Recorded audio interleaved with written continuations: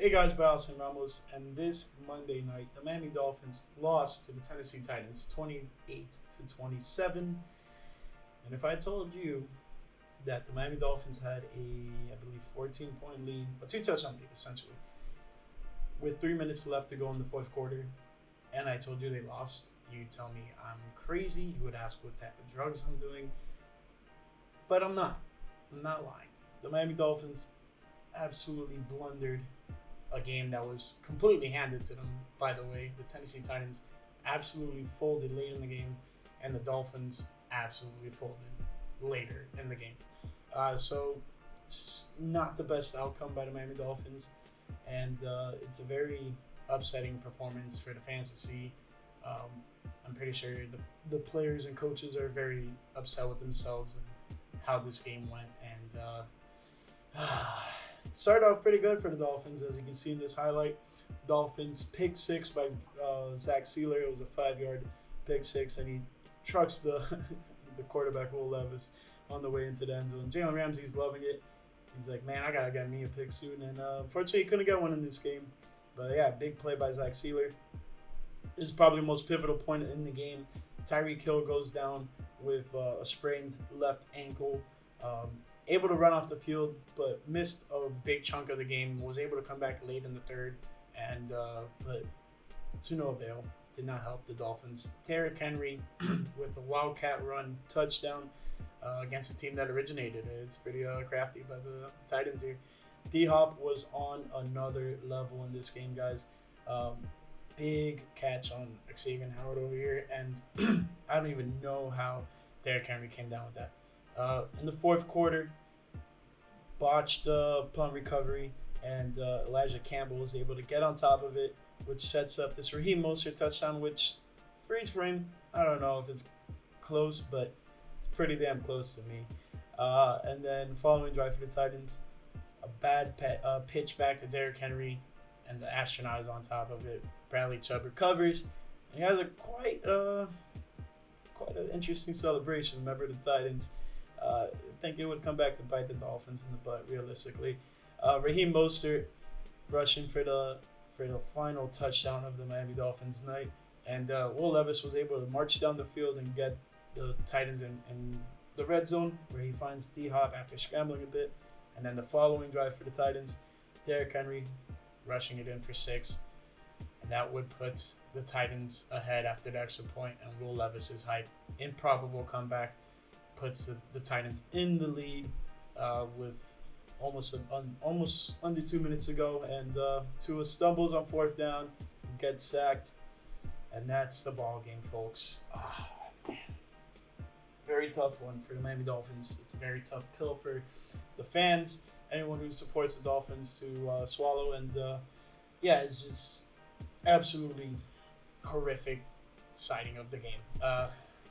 It is what it is. What can you do? This game was very costly for the Miami Dolphins. It cost them the number 1 seed in the AFC currently. It puts them a game closer to the Bills. Like, the Bills are now a game closer after getting a big win against Kansas City. And then on top of that, just where do we go from here? There's a lot of injuries that took place. And just what is this team doing? What is the team's identity? Are we a running team? Are we a passing team? Are we selling out for Tyreek to get 2K? I'm not saying that, but that's some of the discussion. Anyways, let's talk about some stats, and we'll get into more of how the Dolphins lost this game. 22 first downs for the Tennessee Titans, 20 for the Miami Dolphins. Red zone efficiency wasn't great by the Dolphins. They were 2 of 5. Meanwhile, the Tennessee Titans were 3 of 5. There were 9 penalties on the Titans for 59 total yards. There were 7 penalties on the Dolphins for 61 total yards. 3 turnovers forced by the Dolphins, 1 turnover forced by the Titans. Time of possession is baffling, and it is 27 minutes and 36 seconds for the Tennessee Titans, 32 minutes and 24 seconds for the Miami Dolphins. Yeah, not a good look. Let's go to the box score real quick. We'll see some stats. We're going to go over it very briefly, just because it's a rough game. 23 of 38, Will Levis went with 327 yards, 1 touchdown, 1 interception, sacked once for a loss of 7 yards. Tua, meanwhile, went 23 of 33, 240 yards, sacked 5 times for a loss of 32 yards, and didn't throw an interception or threw a touchdown. So, rushing, Derrick Henry had 17 carries for 34 yards. As a team, the Titans had 83 total yards. Tajay Spears was right behind them with 7 carries, 29 yards. For the Miami Dolphins, they had 158 total rushing yards, headlined by Raheem Mostert with 21 carries, 96 total yards, 2 touchdowns. HN wasn't too far off, but with 7 carries, 47 total yards. Receiving, the Titans had 327 total receiving yards. DeAndre Hopkins had 7 total receptions for 124 yards, longest of 45, which was that big catch you guys saw against Xavier Howard. He had a touchdown as well, as you guys saw in the highlight. Right behind them was Tajay Spears, 6 receptions for 89 total yards. And then for the Dolphins, Jalen Waddle was the leading receiver with 6 total receptions, 79 total yards. Tyreek Hill, 4 receptions, 61 total yards. Yeah. 240 total receiving yards for the Dolphins.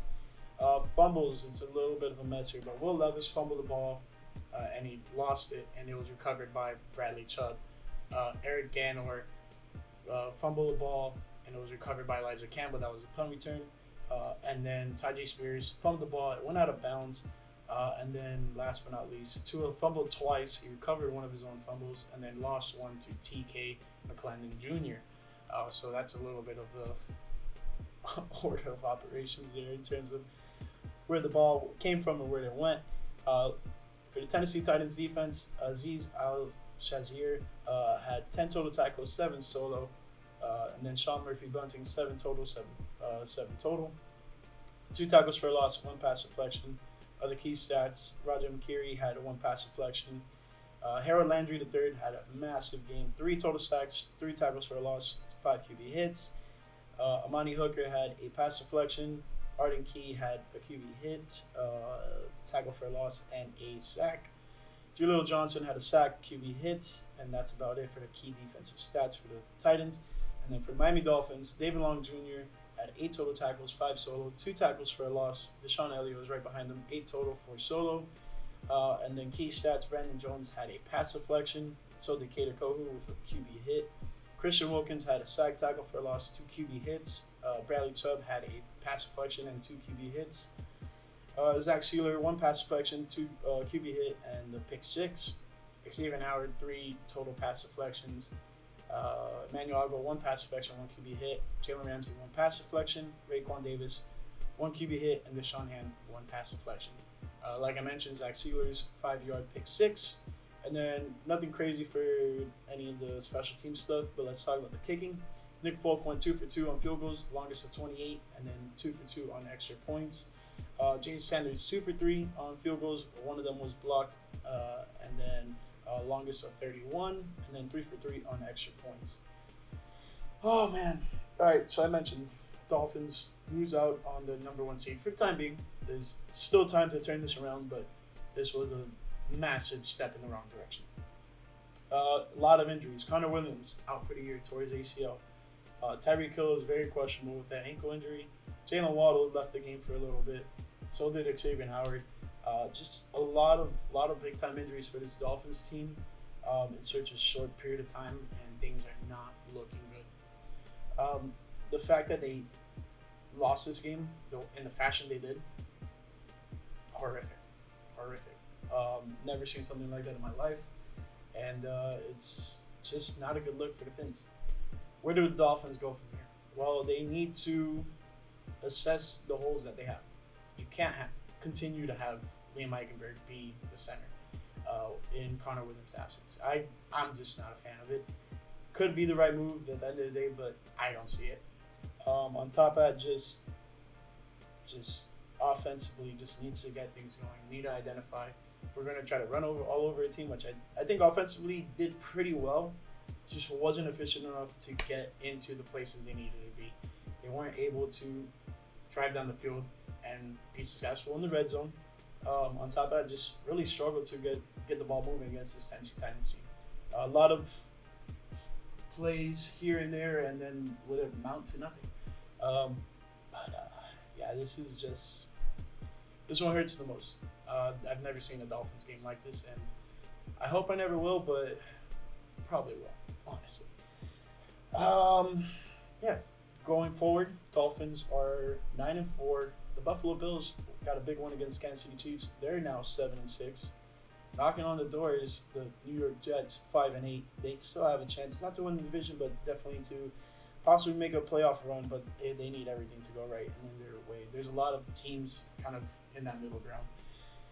What does this loss do for me? It hurts a lot. That pretty much wraps up this post-game review. I'll have a little bit more to say in the game picks coming up this week, so be on the lookout for that. Yeah, it's just a rough night for the Miami Dolphins. Hopefully things can turn around for them, but yeah, I got a big game against the New York Jets next week, so hopefully they could step up to the plate and knock this one out of the park, because they need it big time. All right, thank you guys for watching, and I'll catch you in the next one. Peace.